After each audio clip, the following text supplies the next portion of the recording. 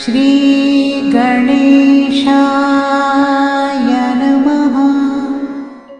ओम गणानां त्वा गणपतिगुं हवामहे कविं कवीनामुपमश्रवस्तवं ज्येष्ठराजं ब्रह्मणान् ब्रह्मणस्पत आनशृण्वन्नोतिभिः सीदसाधनं श्रीमहागणाधिपतये नमः। ఆస్తిక మహాశైలకు హిందూ బంధువులందరికీ శ్రీ పరాభవనామ సంవత్సర శుభాకాంక్షలు తెలియజేస్తూ ఈ నూతన సంవత్సరంలో మనందరి యొక్క ఫలాలు ఫలితాలు గ్రహ సంచారాలు ఎలా ఉన్నాయి అనే విషయం ఉగాది సందర్భంగా మనం ప్రతి సంవత్సరం తెలుసుకోవడం ఆనవాయితీగా వస్తుంది. అలా అనూచానంగా వస్తున్న సంప్రదాయానుసారంగా మనం ఇవాళ పరాభవనామ సంవత్సర పంచాంగ శ్రవణాన్ని చేద్దాం. చెప్పేవాళ్ళు పంచాంగ పఠనము అనాలి, వినేవాళ్ళు పంచాంగ శ్రవణము అనాలి. చాలామంది ఏమంటూ ఉంటారంటే పంచాంగ శ్రవణము అంటే వినేవాళ్ళు కదండి, పఠించేవాళ్ళు పఠనము అనాలి కదా అంటే అక్కడ కూడా ఒక సమర్థన ఏమిటి అంటే పఠించేవాడైనా సరే కాలము చెప్తున్నటువంటి దానిని వీడు విని చెప్పాలి.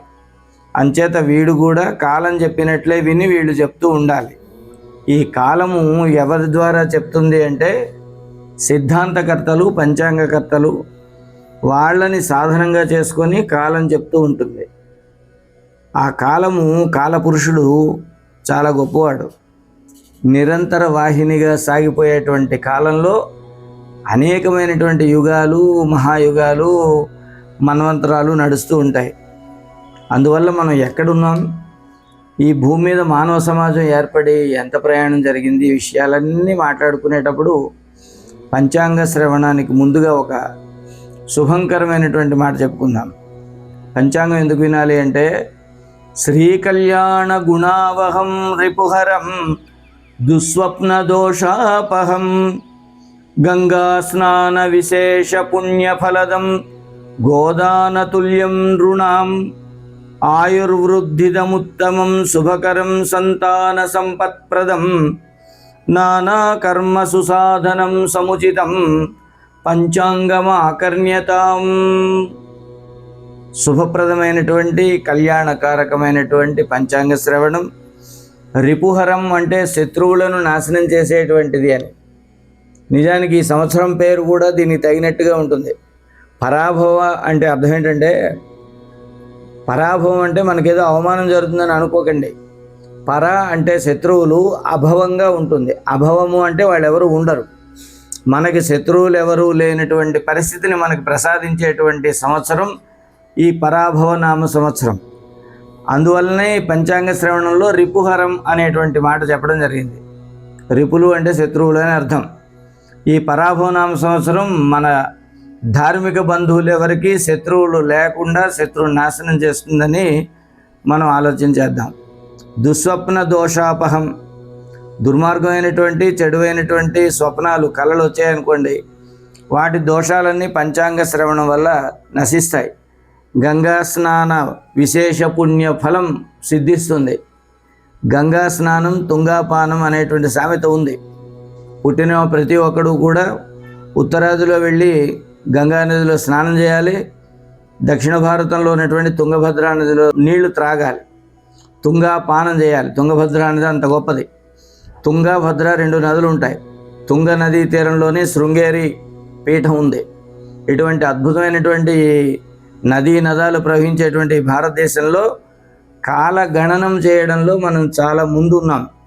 అయితే ఇప్పటికి ఎన్ని సంవత్సరాలు జరిగిందండి ఈ భూమి ఏర్పడి, భూమి మీద మానవ సమాజం ఏర్పడి ఎన్ని సంవత్సరాలు జరిగింది అంటే ఇక్కడ చెప్తున్నారు ఎంతట 195,58,85,127 సంవత్సరాలు. 85,127 సంవత్సరాలంటే 5,127 సంవత్సరాలు ఈ కలియుగంలోవి. కలియుగం ప్రారంభమై ఇప్పటికి 5,127 సంవత్సరాలు అయింది. మహాభారత యుద్ధం దాటిపోయిన తర్వాత కలియుగ ప్రారంభమయ్యి మహాభారత కాలం తర్వాత చాలామంది అడుగుతూ ఉంటారు కలియుగం ఎప్పుడు ప్రారంభమైందని.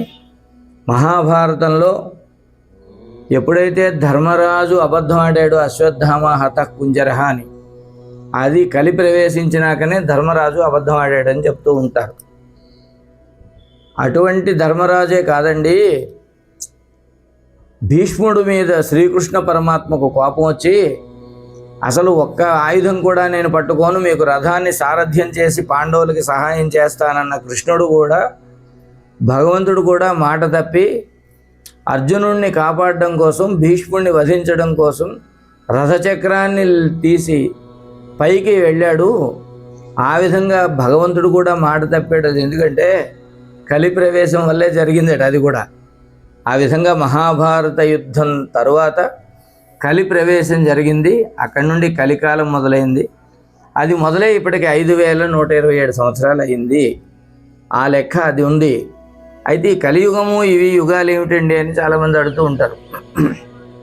మనం ప్రతిరోజు సంధ్యావందనం ఎందుకు చేయాలి అంటే, సంధ్యావందనంలో 2 విషయాలు ఉన్నాయండి. ఒకటి,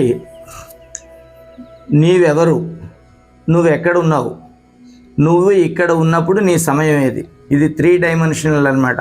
3 నువ్వెవరు అని చెప్పాలి ముందు, ఇప్పుడు ఉన్నటువంటి కాలం ఏది అని చెప్పాలి, నువ్వు ఏ ప్రదేశంలో ఉన్నప్పుడు ఈ కాలం ఇలా ఉంది అని.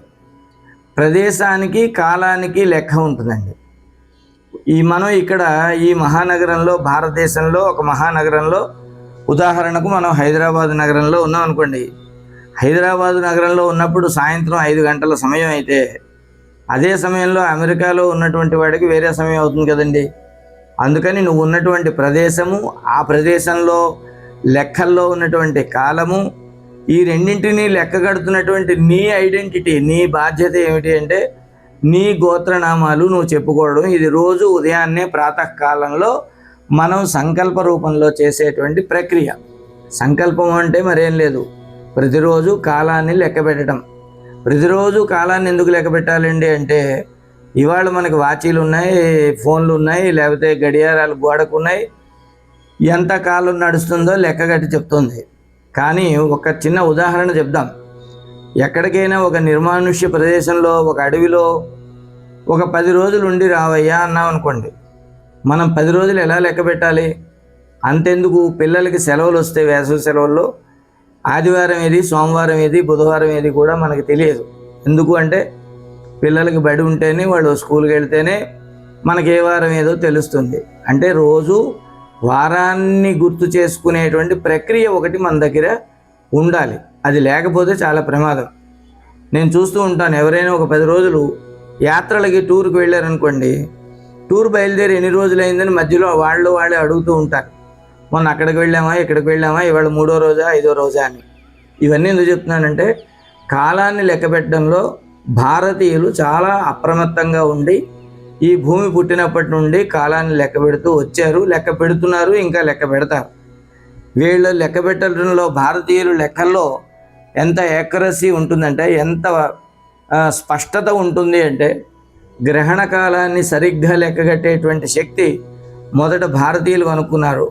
ఆ తర్వాత గ్రీకు దేశస్థులు వాళ్ళు దీన్ని జాగ్రత్తగా అనుసరించారు. ఎందుకంటే గ్రీకు పురాణాల్లో కూడా ఖగోళ శాస్త్రానికి సంబంధించి నక్షత్ర మండలాలు, గ్రహ మండలాలు, గ్రహాల స్థితిగతులు, వాటి గురించి గ్రీకు పురాణాలు కూడా చాలా వర్ణిస్తూ ఉంటాయి. మనకున్నటువంటి గ్రహాల పేర్లు ఇంగ్లీష్లో చెప్పమంటే మనం గ్రీకులో చెప్తాం. నిజానికి ఇంగ్లీష్లో గ్రహాలకి పేర్లు లేవు. యురేనియస్, నెప్ట్యూన్, ప్లూటో అనేటువంటివి ఏవైతే, వీనస్, ఇవన్నీ కూడా గ్రీకు భాషలో వచ్చినటువంటివే. ప్రపంచంలో భాషా విజ్ఞానంలో, గణిత శాస్త్రంలో, ఖగోళ శాస్త్రంలో పోటీపడి అభివృద్ధి చెందినటువంటి సంస్కృతులు 2 ఉన్నాయి. ఒకటి భారతీయ సంస్కృతి, 2 గ్రీకు సంస్కృతి. ఇవి చాలా ఉదాత్తమైనటువంటివి, చాలా యాక్యురేట్గా ఉంటాయి. అటువంటి సంస్కృతిలో మన పురాణాలు ఏం చెప్పాయంటే, 14 మన్వంతరాలు ఈ భూమి బతుకుతుంది. 14 మన్వంతరాలు. ఇంతకీ మన్వంతరం అంటే ఏమిటి అంటే, కొన్ని మహాయుగాలు జరిగితే ఒక మన్వంతరం. ఇంతకీ మహాయుగాలు ఏమిటి అంటే అవి కూడా చెప్తాడు. 4 యుగాలు కలిస్తే ఒక మహాయుగం. 4 యుగాలు ఏవి? ఇప్పుడు మనం ఉదాహరణకి ఇటు నుంచి అటు వెళదాం. కలియుగం ఉంది. కలియుగం కంటే ముందు ద్వాపరయుగం ఉంది, ద్వాపరయుగం కంటే ముందు త్రేతాయుగం ఉంది, త్రేతాయుగానికి ముందు కృతయుగం ఉంది. ఈ యుగాలు ఎలా ఉంటాయంటే కలియుగంలో ఇప్పుడు మనకి ఈ కలియుగానికి 4,32,000 సంవత్సరాలు. దీన్ని గనక రెట్టిస్తే ఇంతకు ముందున్న ద్వాపరయుగానికి 4,32,000 సంవత్సరాలని గనక మనం ఇంకా కొంచెం పైకి రెట్టించినట్టయితే అది 8,64,000 సంవత్సరాలు. త్రేతాయుగంలో దీన్ని రెట్టిస్తే 12,96,000 సంవత్సరాలు. అంతకుముందు కృతయుగానికి వచ్చింది 17,28,000 సంవత్సరాలు. అంటే 17,28,000 సంవత్సరాల తర్వాత త్రేతాయుగం, త్రేతాయుగం ద్వాపరయుగం, ద్వాపరయుగం తర్వాత ఇవాళ కలియుగం. ఈ 4 యుగాలు ఒకసారి పూర్తయితే దాన్ని మహాయుగం అంటాం. ఈ మహాయుగాలు 71 అయితే అది ఒక కల్పము అవుతుంది, దాన్ని మన్వంతరము అంటాం. ఒక్కొక్క మన్వంతరానికి ఒక మహామనువు పుడతాడు. ఆ మహామనువు ఈ భూమండలాన్ని అంతటినీ పరిపాలిస్తాడు. వాడు కొన్ని ధర్మశాస్త్రాలు చెప్తాడు, దాన్నే మనుధర్మశాస్త్రము అంటాం. ఒక్కొక్క కల్పానికి ఒక్కొక్క మనువు ఉంటాడు. చాలామందికి ఏ కల్పంలో ఏ మనువు ఉన్నాడు అనేది తెలియక మనుస్మృతి మంచిది కాదు, మనుధర్మశాస్త్రం చెడ్డది అని అంటూ ఉంటారు.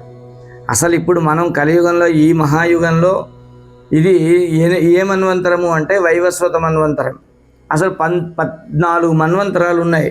ఆ మన్వంతరాలు ఏంటో సార్ సరదాగా చెప్పుకుందాం విజ్ఞానం కోసం.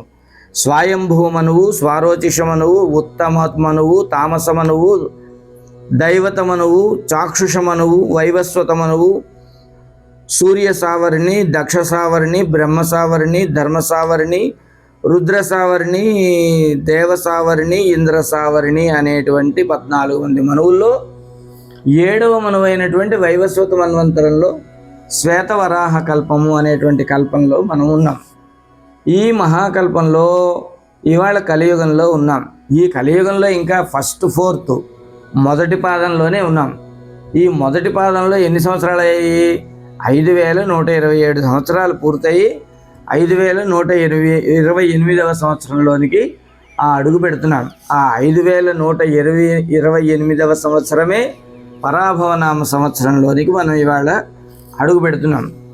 ఇప్పుడు ఇది భారతీయ కాల గణనం గురించి మనం ఏమాత్రం చెప్పుకున్నాం. సంవత్సరంలో 365 రోజులు ఉంటాయి. ఇవి 12 మాసములుగా విభజించబడతాయి. ఈ లెక్కలన్నీ ఆంగ్లేయులు కొంత చేశారు, అవన్నీ మనం ఇప్పుడు మాట్లాడక్కర్లేదు. మనం ఏం చేసామంటే మనం చంద్రుని యొక్క గమనాన్ని బట్టి లెక్క కట్టాం. సూర్యుని గమనాన్ని బట్టి లెక్క కట్టినటువంటిది సౌరమానము అంటారు. ఎక్కువగా పాశ్చాత్యులు, యూరోపియన్లు సౌరమానం ప్రకారం వెళతారు. భారతీయులు మహమ్మదీయ దేశాలు ఏవైతే ఉన్నాయో ఇస్లామిక్ కంట్రీస్, వాళ్ళు కూడా చాంద్రమానం ప్రకారం చంద్రుని యొక్క గమనం ప్రకారం వాళ్ళు పంచాంగాలు లెక్కలు కడతారు. అందువల్ల వాళ్ళ లెక్కలన్నీ కూడా ఒకటి చంద్రుని మీద ఆధారపడి ఉంటుంది, 2 పంటల మీద ఆధారపడి ఉంటుంది. కాబట్టి వానాకాలం వచ్చి పంటలు పండించడం ఎప్పుడు మొదలవుతుందో దాని ఫసలి అనే సంవత్సరాలు వాళ్ళు ఉంటాయి. మనము ఈ శక సంవత్సరాలని కొన్ని ఉంటాయి. ఇవాళ ఆంగ్ల కాలమానం ప్రకారం క్రీస్తు శకము అని చెప్తున్నాం. మన దేశంలో శాలివాహన శకము అనేటువంటి శకాన్ని మనం మొదలుపెట్టాం. ఇప్పుడు 2026 ఉందనుకోండి, దీనికి 78 సంవత్సరాలు తీసేస్తే 1948. ఇప్పుడు శాలివాహన శకం 1948. అలాగే ఉత్తరాదిలో విక్రమార్క శకము అని ఉంటుంది. ఈ శకములు అనేటువంటివి ఒక వ్యక్తి పేరు మీద వస్తాయి. విక్రమాదిత్యుడు అనేటువంటి వాడు పరిపాలించడం వల్ల విక్రమార్క శకం వచ్చింది. అలాగే శాలివాహన మహారాజు వల్ల అది వచ్చింది. మన హైదరాబాద్ చుట్టుపట్ల తెలంగాణ ప్రాంతంలో గద్వాలను పరిపాలించినటువంటి సోమభూపాలుడు అనేటువంటి రాజు ఒకడు ఉండేవాడు. ఆ సోమనాద్రి శకము అనేటువంటి పేరుతో అక్కడ పంచాంగకర్తలు కూడా కొన్నాళ్ళు పంచాంగాన్ని లెక్క కట్టడం ఆనవాయితీగా ఉంది. ఆ విధంగా వ్యక్తుల పేర్ల మీద లెక్క కట్టడం అనేది భారతీయుల ఆచారం కాదు. అలాగా ఇప్పుడు మనం శాలివాహన శకాన్ని లెక్క కట్టడం లేదు, కలియుగాబ్ది అనే చెప్తున్నాం. ఈ కలియుగంలో 5,128 సంవత్సరంలో ఉన్నాం. ఇక చాంద్రమాన సంవత్సరంలో నెలలు చంద్రుని యొక్క గమనం మీద మాత్రమే ఆధారపడి ఉంటాయి. పౌర్ణమి తిథి నాడు చంద్రుడు ఏ నక్షత్రం దగ్గర అయితే ఉంటాడో ఆ నక్షత్రాన్ని ఆధారం చేసుకొని ఆ నెలకు ఆ పేరు పెట్టాం. అయితే నక్షత్రాలు ఎన్నండి అంటే 27 నక్షత్రాలు. అదేంటి ఆకాశంలో అన్ని నక్షత్రాలు ఉంటే 27 మనకెందుకు అంటే మన భూమి చుట్టూ తిరుగుతున్నటువంటి చంద్రుడు తన ప్రయాణంలో ఏ ఏ నక్షత్రాలని స్పృశిస్తూ తాకుతూ వస్తాడో ఆ 27 నక్షత్రాలే మనకు లెక్క. ఇంకోలా చెప్తా, దేశంలో ఎన్నో రైల్వే స్టేషన్లు ఉంటాయి, కానీ మన రైలు పరిగెత్తేటువంటి త్రోవలో ఉన్న స్టేషన్లే మనకు అవసరం. అలాగ చంద్రుడు తిరిగేటువంటి త్రోవలో ఆ కక్షలో ఉన్నటువంటి ఈ నక్షత్రాలే మనకి 27. ఈ 27 నక్షత్రాల్లో 12 నక్షత్రాల దగ్గర పౌర్ణమి రోజు ఏర్పడుతుంది. చిత్రా నక్షత్రం దగ్గర అయితే చైత్రమాసం, విశాఖ నక్షత్రం దగ్గర పౌర్ణమి వస్తే వైశాఖ మాసం, ఇలాగ ఏ నక్షత్రం దగ్గర కృత్తికా నక్షత్రం దగ్గర అయితే కార్తీక మాసం, ఇలా వస్తూ ఉంటాయి. అవి 12 నెలలు. 3 ఏళ్లకు ఒకసారి మనం ఏం చేస్తామంటే మిగులు కాలం అని ఉంటుంది. ఆ మిగులు కాలాన్ని ఒక అధిక మాసంగా లెక్కగట్టి ఈ నెలల యొక్క కాలగణనంతా మనం పూర్తి చేస్తాం. అది చాంద్రమానంలో ఉండేటువంటి ఒక విలక్షణమైనటువంటి వ్యవస్థ. ఇక పంచాంగం దగ్గరకు వద్దాం. Астрологи назвали знак зодиака.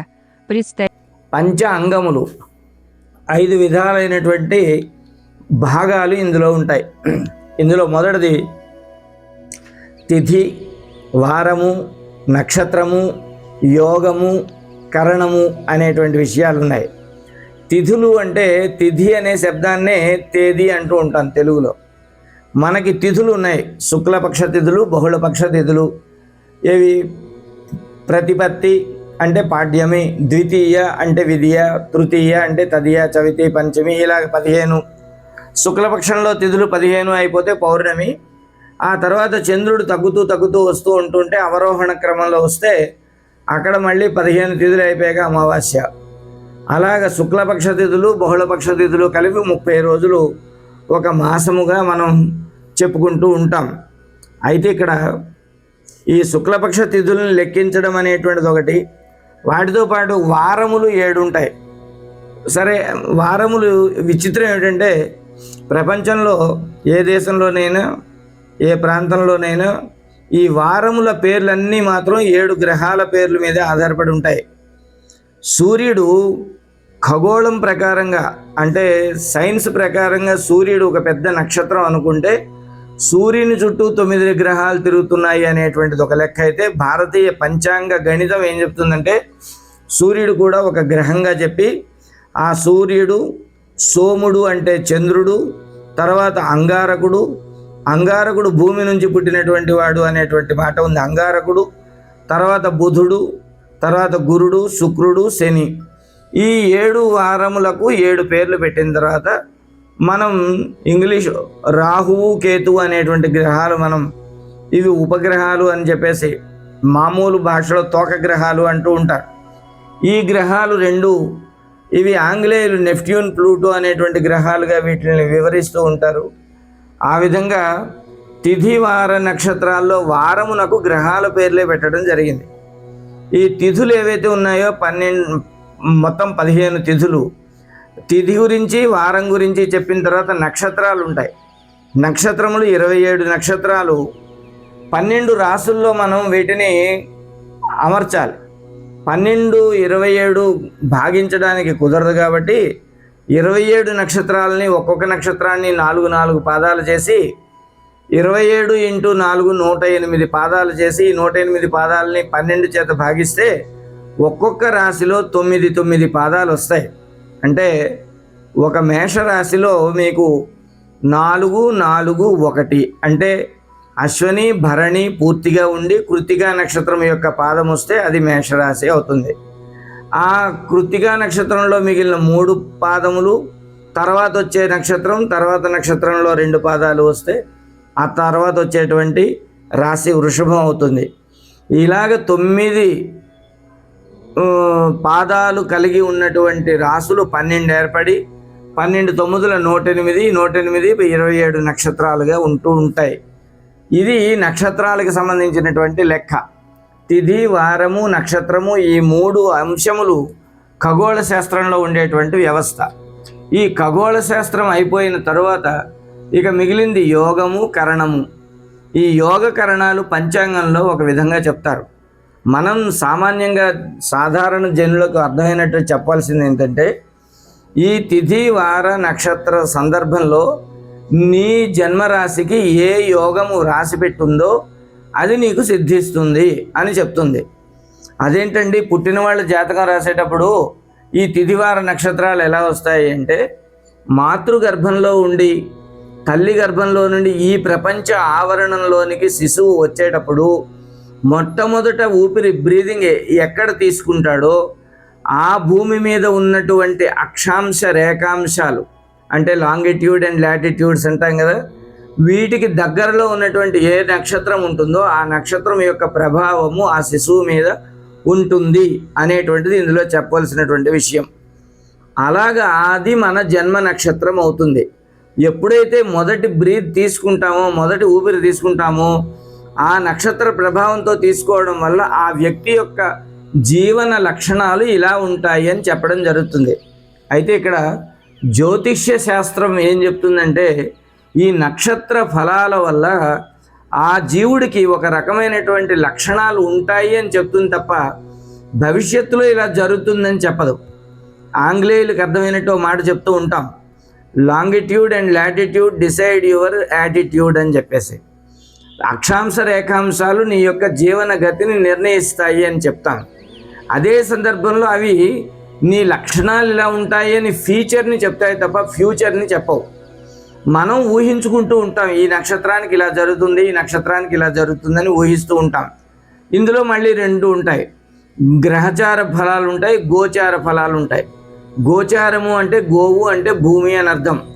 ఈ భూమి యొక్క సంచారం వల్ల వచ్చినటువంటి ఫలాలు సంవత్సరానికి మారిపోతాయి. గ్రహచార ఫలాలు మాత్రం నువ్వు పుట్టిన నాడు జన్మరాశిలో ఉన్న నక్షత్రాన్ని బట్టి, నీ జన్మ జాతకాన్ని బట్టి ఆ ఫలాలు అలాగే స్థిరంగా ఉంటాయి. అందుకని గ్రహచార ఫలాలు వేరు, గోచార ఫలాలు వేరు. ఈ గోచార ఫలాలు ప్రతి సంవత్సరం మారుతూ ఉంటాయి కాబట్టి ఈ వచ్చిన కొత్త సంవత్సరంలో నా గోచార ఫలాలు ఎలా ఉన్నాయి అనేటువంటిది మనం చూసుకోవడం కోసం పంచాంగాన్ని చూస్తాం. ఇది యోగము అంటే. యోగము అంటే ఈ సమయంలో ఈ తిథివార నక్షత్రాల్లో ఫలానా తిథివార నక్షత్రాల్లో పుట్టిన వాడికి ఏమి యోగము రావచ్చును అనేటువంటిది చెప్పేది యోగం. ఒక్కొక్కరికి ఒక్కొక్క విధంగా ఉంటుంది యోగం. కొందరికి గొప్ప యోగాలు ఉంటాయి, కొందరికి దుర్యోగాలు ఉంటాయి. ఇక ఐదవది ఏంటంటే దాన్ని కరణము అంటాం. కరణము అంటే సద్ధర్మాచరణం కరణం అని చెప్తాం.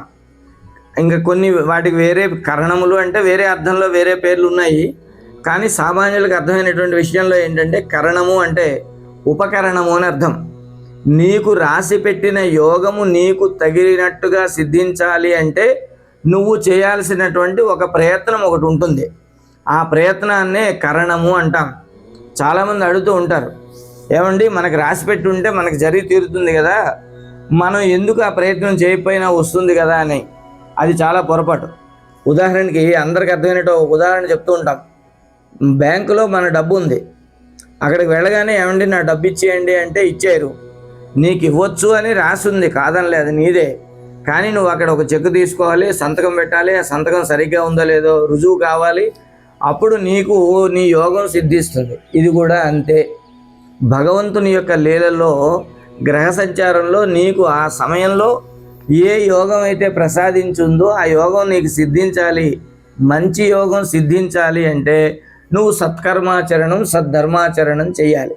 ఇది కరణము అంటాం. దీనికి ఒక విషయం చెప్తూ ఉంటాం. ఒక తమాషా అయినటువంటి చిన్న కథ ఉంది. ఒక గురు శిష్యులు ఇద్దరు అడవిలో వెళ్తున్నారు. ఓ చోట చెట్టు కింద ఓ పెద్ద శివలింగం కనపడింది. ఆ శివలింగం ధూళి పట్టి ఉంది. శిష్యుడు అన్నాడు, గురుగారు దీనికి అభిషేకం చేస్తాను నేను అన్నాడు. సరే చేసుకుని ఆయన, నేను విశ్రాంతి తీసుకుంటా అన్నాడు. అబ్బాయి చక్కగా పక్కనే ఉన్న చెరువుకి వెళ్ళాడు, నీళ్లు తెచ్చాడు, అభిషేకం చేశాడు. ఈలోగా ఆ త్రోవలో వెళ్ళిపోతున్న ఒక బాటసారి శివలింగం ఉందని కూడా ఆలోచించకుండా భగవంతునికి అపచారం చేస్తూ అక్కడ ఏదో మూత్ర విసర్జన చేశాడు ఆ పక్కనే. శిష్యుడు బాధపడ్డాడు, గురుగారు ఇంత దుర్మార్గుడు చూడండి, ఇక్కడ దేవాలయం ఉందని కూడా ఆలోచించకుండా వీడి ఏదో పని చేస్తున్నాడు అని. అంటే అప్పుడు గురువుగారు అన్నారు, సరేనైనా ఎవడి కర్మ వాడిది, కర్మ అంటే ఎవడు చేసిన కర్మ యొక్క ఫలితం వాడు అనుభవిస్తాడు అని. అయిందా? మొత్తం ఆ బాటసారి గురు శిష్యులు ముగ్గురు కలిసి నడుస్తున్నారు. కొంత దూరం వెళ్ళాక ఈ శిష్యుడికి త్రోవలో ఒక తేలు గరిచింది. శిష్యుడికి బాగా బాధగా ఉంది. గురుగారు ఇలా తేలు గరిచింది ఏమిటంటే, ఏం చేస్తావురా జాగ్రత్త అన్నారు. మరికొంత దూరం ఇలా ముగ్గురు నడుస్తుంటే ఆ శిష్యుడికి ఒక మంచి బంగారు వజ్రపు ఉంగరం దొరికింది. ఇప్పుడు శిష్యుడికి తేలు కరిచిన బాధ కంటే ఇప్పుడు బాధ మరీ ఎక్కువైంది, మంట ఎక్కువైంది. ఇప్పుడు గురువుగారిని అడిగాడు, శివుడికి నేను కదా అభిషేకం చేసింది, అభిషేకం చేసి ఇంత గొప్ప పని చేస్తేనేమో నాకు తేలు కనిపించాడు, వాడేమో వెధవ పని చేస్తే వాడికేమో ఈ ఉంగరం దొరికింది, ఏమిటిది గురుగారు అన్నాడు. అంటే అప్పుడు గురుగారు అన్నారు, నాయన ఇవాళ ఈ తిథి, ఈ వారం, ఈ నక్షత్రంలో నీ జాతకానికి ఒక పెద్ద విషసర్పం చేత చచ్చే యోగం ఉంది. కానీ నువ్వు కరణం ఏం చేసావంటే ఆ పరమేశ్వరుడికి కాస్త అభిషేకం చేసి మంచి పని చేసావు, సత్కర్మ ఆచరించావు. కాబట్టి నీకు కాస్త విషసర్పంలో మరణం అనేటువంటి యోగం కాస్త తగ్గి ఆ తేలుతో పోయింది. ఇక ఆ బాటసారి జీవితంలో ఇవాళ తిదివార నక్షత్రాల్లో వాడికి పెద్ద లంకె బిందెలు దొరికే యోగం ఉంది. కానీ వాడు చేసింది దుష్కర్మ చేశాడు కాబట్టి భగవంతుడు ఒక్క ఉంగరం దొరికించి అక్కడితో వాడి అకౌంట్ తెరిచి పారేశాడు అని గురువుగారు చాలా తమాషాగా చెప్పారు. ఇది ఎందుకు చెప్తున్నానంటే మన యోగము ఎంత గొప్పదైనప్పటికీ దాన్ని సిద్ధింపజేసుకుని మనం చేయాల్సినటువంటి వ్యవస్థలు ఏముంటాయో అవి చేయకపోతే చాలా ప్రమాదంగా ఉంటుంది అనేది విషయం. ఇక ఈ సంవత్సరంలో మనకి నవనాయకులు అని ఉంటారు, 9 మంది. ఒక్కొక్కరు ఒక్కొక్క గొప్ప పని చేస్తూ ఉంటారు. మనకి రాజు ఈ సంవత్సరం గురుడు, సస్యాధిపతి గురుడే, అంటే పంటలకి అధిపతి గురుడు. రాజు పంటలకు అధిపతి గురుడే ఉండడం వల్ల చాలా మంచి లాభాలు వస్తాయి. ఇక మంత్రి కుజుడు, ఈ మంత్రి కుజుడు ఉండడం వల్ల రాజుకి అన్ని దుర్మార్గమైనటువంటి ఆలోచనలు ఇస్తూ ఉంటాడు. అంటే వాడు మంత్రి ఒక్కోసారి ప్రతిపక్షంలో ఉన్నట్టుగా ప్రయత్నం చేస్తూ ఉంటాడు, స్వపక్షంలో ఉండి కూడా. ఇక సేనాపతి చంద్రుడు, ఎక్కువగా చంద్రుడు విశ్రాంతిని ఇస్తూ ఉంటాడు, యుద్ధాలకి సిద్ధం కాడు. కాబట్టి ప్రపంచం అంతా కొట్టుకుంటున్నా సరే భారతదేశం మాత్రం చాలా ప్రశాంతంగా శాంతియుతమైనటువంటి జీవనాన్ని గడుపుతూ ఉంటుంది, సేనాధిపతి చంద్రుడు కాబట్టి. అలాగని యుద్ధాలు చేయడని కాదండి, చేస్తాడు, కానీ ప్రజలు సురక్షితంగా ఉండేటువంటి యుద్ధాలు చేస్తాడు. అది చంద్రుడిలో ఉండేటువంటి లక్షణం. ఇక తర్వాత ధాన్యాధిపతి బుధుడు, ధాన్యాలన్నింటికీ బుధుడు కాబట్టి ఈ ధాన్యాల్లో ఆహార ధాన్యాలు, పప్పు ధాన్యాలు, మామూలు ధాన్యాలు ఉంటాయి కదా, ఈ పప్పు ధాన్యాలు ఎక్కువగా పండుతూ ఉంటాయి. అర్ఘ్యాధిపతి చంద్రుడు, మేఘాధిపతి చంద్రుడే, రసాధిపతి శని, నీరసాధిపతి శుభుడు. రసాధిపతి ఏమిటి, నీరసాధిపతి ఏమిటంటే రసము ఉండేటువంటి వస్తువులు ఏవైతే ఉంటాయో అవన్నీ కూడా రసాధిపతి, వాటికి శని. నీరసాధిపతి అంటే రసము లేకుండా ఉన్నటువంటి వస్తువులు ఏవైతే ధాన్యాలు ఇవి ఉంటాయో వాటికి శుక్రుడు. అందువల్ల పశునాయకుడు చాలా శుభుడు. ఎవరంటే శ్రీకృష్ణుడు పశువులకు నాయకుడు కాబట్టి పశు సంపద బాగా వృద్ధి చెందుతుంది అనేటువంటిది మనం తెలుసుకోవాల్సిన విషయం. అంటే పంటలు బాగుంటాయి, పశువులు బాగుంటాయి. అంటే ఇవి రెండు బాగోవాలంటే ఏం బాగుండాలి? వర్షం ఎలా ఉంటుంది? వర్షము చాలా అద్భుతమైనటువంటి వ్యవస్థలో 6 యోజనాల విస్తారం ఉన్నటువంటి 100 యోజనాల ఉన్నతమైనటువంటి కొలబద్దతోటి వర్షము తయారవుతుంది. విస్తీర్ణమైనటువంటి వర్షాలు పడతాయి. అలాగని విస్తీర్ణమైనటువంటివి గ్రామాలను పట్టణాలను ముంచేసేటువంటివి కాదు, ప్రజానుకూలమైనటువంటి వర్షాలు ఈ సంవత్సరం ఉండబోతూ ఉన్నాయి. ఇంకొక గొప్ప విషయం ఏంటంటే ఈ సంవత్సరంలో మనకి గ్రహణాలు లేవు. గ్రహణము ఒకటి కూడా ఈ పరాభవనామ సంవత్సరంలో లేదు. ఈ పరాభవనామ సంవత్సరం భారతదేశానికి ముఖ్యంగా చాలా అనుకూలమైనటువంటి కాలాన్ని మనకు అందిస్తుంది. అదృష్టవశాత్తు రాజు గురుడు కాబట్టి, గురుడు చాలా ఉన్నతమైనటువంటి వాడు కాబట్టి, దేశాధిపతి ఉన్నతమైన భావాలు కలిగిన వాడై ఉన్నాడు కాబట్టి దేశానికి, ప్రజలకి, ధర్మానికి చాలా మేలు జరిగేటువంటి అవకాశం ఉంది. పరాభవ అంటే పరులు అభవంగా, అంటే శత్రువులు లేని పరిస్థితిలో దేశం ముందుకి నడవబోతుంది. ఇక తర్వాత మనందరం చాలా ఉత్సుకతతో ఎదురు చూసేటువంటి వ్యవస్థ ఏంటంటే ఆదాయ వ్యయాల గురించి చాలామందిని చూస్తూ ఉంటాం. ఆదాయ వ్యయాలు చూడడంలో ఉద్దేశం ఏంటంటే ఈ సంవత్సరం ఆదాయం తక్కువ, ఖర్చు ఎక్కువ ఉంది అంటే కాస్త చూసి ఖర్చు పెట్టుకుంటూ ఉంటాం, అది విశేషం. మేషరాశి వారికి ఆదాయము 11, వ్యయము 5. అంటే 6 రూపాయలు దాచిపెట్టుకుంటారు. 11 రూపాయలు వస్తే 5 రూపాయలే ఖర్చు పెట్టి 6 రూపాయలు దాచుకుంటారు. వృషభ రాశి వారికి ఆదాయం 5, వ్యయం 14. వ్యయం అంటే వృధాగా పోతుందని అనుకోకండి. వ్యయము అంటే మీ దగ్గర ఉన్న ధనంతో మీరు దాన్ని ఇల్లుగా మార్చుకోవచ్చు. చాలామంది అనుకుంటూ ఉంటారు వ్యయము అంటే ఖర్చు అనుకుంటారు, చాలా పొరపాటు. వ్యయము అంటే మార్పు అని అర్థం. పరమేశ్వరుడికి, శ్రీ మహావిష్ణువుకి అవ్యయ అనే పేరుంది. అవ్యయ అంటే మార్పు లేనివాడు అని అర్థం. వ్యయము అంటే మార్పు. మీ వద్ద ఉన్నటువంటి 1 రూపాయో 10 రూపాయలో ఇంకొక వస్తువులోకి మారుస్తారు అంతే. కాబట్టి వ్యయం అంటే ఖర్చు అనుకోవాల్సిన అవసరం లేదు. మిథున రాశి వారికి ఆదాయం 8, వ్యయం 11. కర్కాటక రాశి వారికి ఆదాయం 2, వ్యయం 11. సింహరాశి వారికి సమానంగా ఉన్నాయి, ఆదాయం 5, వ్యయం 5. తర్వాత కన్యా రాశి వారికి ఆదాయం 8, వ్యయం 11. తులారాశి వారికి ఆదాయం 5, వ్యయం 14. వృశ్చిక రాశి వారికి వీరికి బాగుంది, ఆదాయం 11, వ్యయం 5 మాత్రమే. ధనుసు రాశి వారికి ఆదాయం 14, వ్యయం 11. మకర రాశి వారికి ఆదాయం 2, వ్యయం 8. కుంభరాశి వారికి ఆదాయం 2, వ్యయం 8. ఇక మీనరాశి వారికి ఆదాయం 14, వ్యయం 11. ఇలాగ ఆదాయ వ్యయాలు మనకి కనబడుతూ ఉన్నాయి. ఆదాయ వ్యయాలు సరేనండి, 10 రూపాయలు వస్తాయి పోతాయి. ఇంతకీ సమాజంలో గౌరవం ఎట్లా ఉంటుంది, రాజపూజ్యత ఎలా ఉంది, అవమానం ఎట్లా ఉంది అంటే అది కూడా చెప్పుకుందాం. మేషరాశి వారికి రాజపూజ్యత 2, రాజ అవమానం 4. వృషభ రాశి వారికి రాజపూజ్యం 5, అవమానం 4. మిథున రాశి వారికి రాజపూజ్యత 1, అవమానం 7. కర్కాటక రాశి వారికి రాజపూజ్యత 4, అవమానం 7. సింహరాశి వారికి రాజపూజ్యత 7, అవమానం 3. కన్యా రాశి వారికి రాజపూజ్యం 3, అవమానం 3. కన్యా రాశి వారు 2 సమానంగా ఉన్నారు.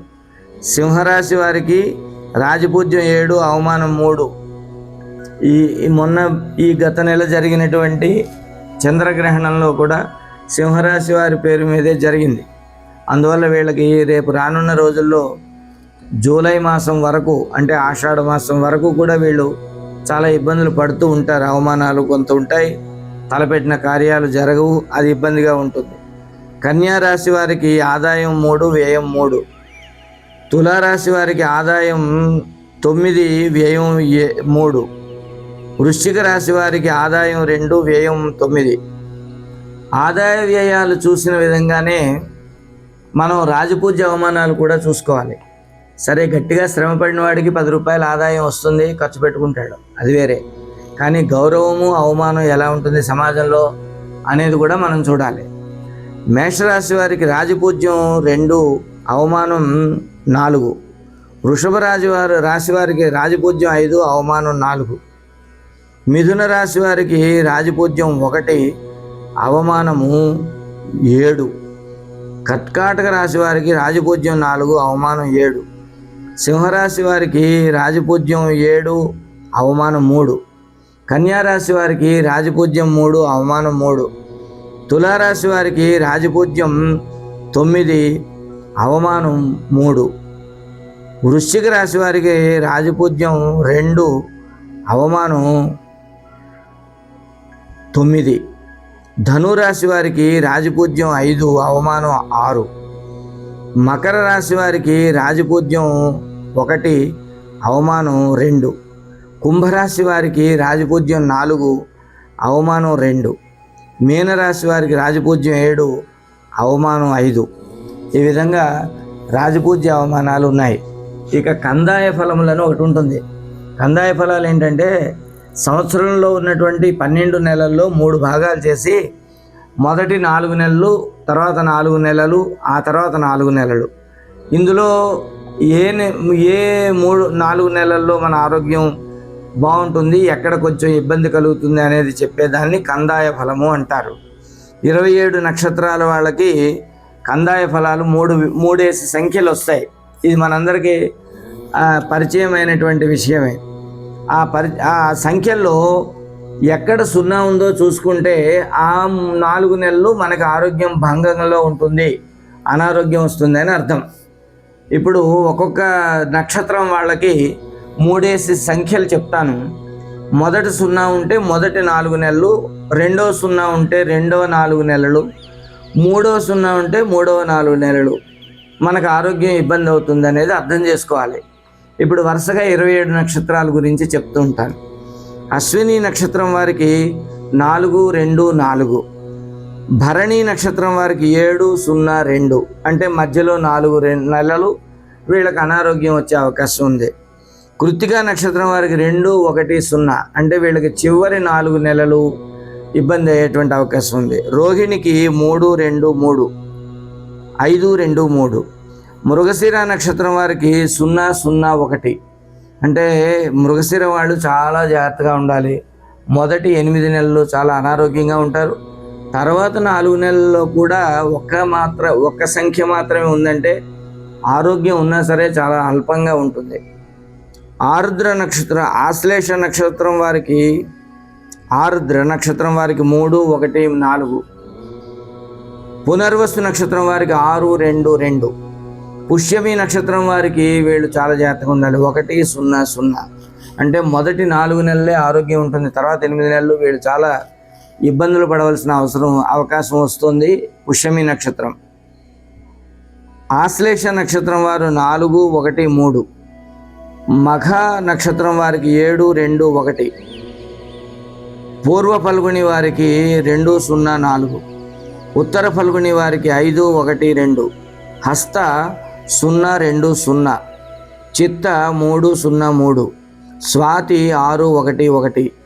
విశాఖ 1, 2, 4. అనురాధ 4, 0, 2. జ్యేష్ఠ 7, 1, 0. మూల 2, 2, 3.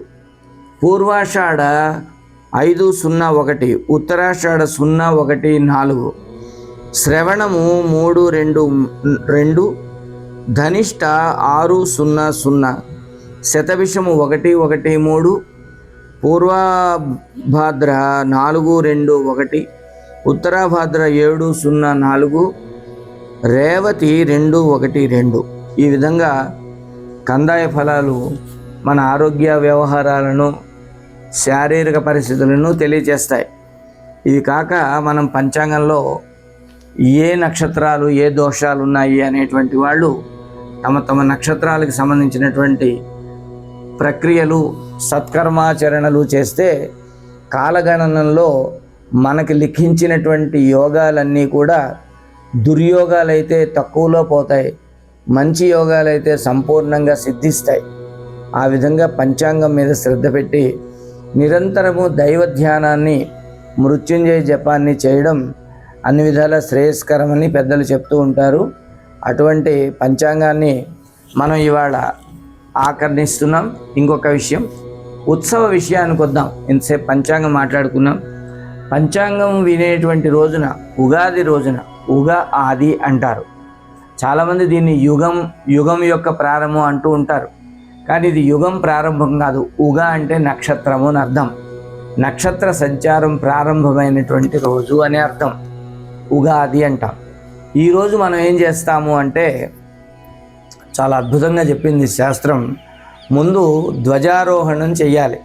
గృహ ప్రాంగణంలో భగవద్ధ్వజాన్ని, కాషాయ ధ్వజాన్ని, ఓంకారంతో ఉన్నటువంటి ధ్వజాన్ని ఆరోహింప చెయ్యాలి, మన ఇంటి మీద ఎగురవేయాలి. తర్వాత నింబఫల భక్షణం, నింబ పుష్ప భక్షణం. నింబ పుష్పము అంటే వేప పువ్వు తినాలి. వేప పువ్వు పచ్చడి చేస్తాం. అయితే ఇక్కడ చాలామంది అంటూ ఉంటారు, ఏమండి పచ్చడి తినడం ఏమిటండి, తాగుతూ ఉంటారు కదా అని. ఎక్కువ మంది అయితే కొంచెం పలసగా చేస్తే తాగుతూ ఉంటాం. కానీ శాస్త్రంలో ఏమన్నాడంటే నింబ పుష్ప భక్షణం అనే అన్నాడు. భక్షణం అంటే తినడం అనే అర్థం.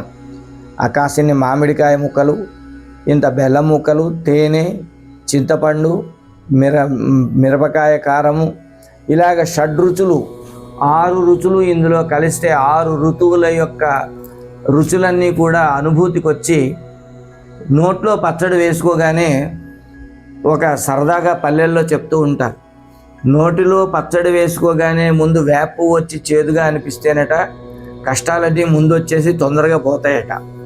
అందుకని తర్వాత వచ్చేవన్నీ బెల్లం ముక్కలు, మామిడికాయ ముక్కలు, అంతా జీవితం అంతా హాయిగా ఉంటుందట. అంటే కష్టాన్ని తొందరగా వచ్చేస్తే, కష్టాన్ని అనుభవించేస్తే మనం అమ్మయ్య ఒడ్డున పడ్డాం అనేటువంటి ప్రశాంతత వస్తుందట. ఇందులో అర్థం చేసుకోవాల్సింది ఏంటంటే, నువ్వు వేసినవన్నీ నీ నోట్లోకి వస్తాయి. నాకు వేప పువ్వు రావద్దండి, చేదు వద్దండి అంటే కుదరదు. ఎందుకంటే అందులో నువ్వే కదా వేస్తున్నావు. అందువల్ల మనం చేసినటువంటి కర్మలే మనమే అనుభవిస్తాము అనేటువంటి ఒక వేదాంత రహస్యాన్ని ఈ పంచాంగం వినే రోజు మనం ఉగాది పచ్చడి తినడం ద్వారా మనం చెప్తూ ఉంటాం, ఆ అనుభూతిలోకి తెచ్చుకుంటాం. అదేవిధంగా దేవాలయ సందర్శనం చేయాలి. ముఖ్యంగా మనకి విజ్ఞానాన్ని ప్రసాదించినటువంటి గురు దర్శనం చేసుకోవాలి. గురువుకి నూతన వస్త్రాలు ఇస్తే ఇంకా మంచిది. గురువు ఆర్జనాపరుడు కాకపోతే, గురువు విద్యా వ్యాప్తి కోసమే నిరంతరం కృషి చేస్తుంటే, అటువంటి గురువుకి మనం నూతన వస్త్రాలు ఇచ్చి వారిని గౌరవించడం చాలా ప్రశస్తమైనటువంటి విషయమని పెద్దలు చెప్తూ ఉంటారు. 1, ఇంటి మీద ధ్వజారోహణం చేయాలి. కాషాయం రంగులో, ఆరెంజ్ కలర్లో ఉండేటువంటి వస్త్రాన్ని ఆవిష్కరించడం చేత కాదు కాబట్టే మనం ఏం చేస్తున్నామంటే పిడికెడు మామిడాకులు కొమ్మలు కట్టి, మామిడి కొమ్మలు, వేప కొమ్మలు కట్టి ఇంటి ముందు వేలాడ కడుతున్నాం. దీన్నే ధ్వజారోహణానికి బదులుగా చేస్తున్నదే మామిడాకులు కట్టడము అనేటువంటిది. అటువంటి పచ్చ తోరణం కట్టడం మన హిందూ సంప్రదాయం. ఎందుకంటే మనకి వరుసగా పంచాంగం ప్రారంభమైన దగ్గర నుంచి ప్రతి నెలలో ఏవో ఒక పండుగలు వస్తూనే ఉంటాయి. ఈ పండగ పోతే ఆ పండగ, ఆ పండగ పోతే ఈ పండగ వస్తుంది. ఈ ద్వారానికి కట్టినటువంటి మామిడాకుల తోరణము మాయక ముందే మరో పండుగ వస్తుంది. ఈ తోరణం తీసి మళ్ళీ మరో పచ్చ తోరణం ఎక్కిస్తాం. అందుకే మన హిందూ సంస్కృతి ఎలా ఉంటుందంటే నిత్య కళ్యాణం పచ్చ తోరణం అన్నట్లుగా ఉంటుంది. అటువంటి పచ్చ తోరణాలతో, శాంతి సౌభాగ్యాలతో విలసిల్లేటువంటి మన తెలుగింటి పండగ ఈ ఉగాది పండగ. అటువంటి అద్భుతమైనటువంటి పండగ రోజు మనందరం కూడా ధార్మికమైనటువంటి కార్యక్రమాలు సలుపుదామని మీ అందరికీ విన్నవించుకుంటూ స్వస్తి. సర్వే భవంతు సుఖినః, సర్వే సంతు నిరామయాః, సర్వే భద్రాణి పశ్యంతు, మా కశ్చిత్ దుఃఖభాగ్ భవేత్. ఓం శాంతి శాంతి శాంతి.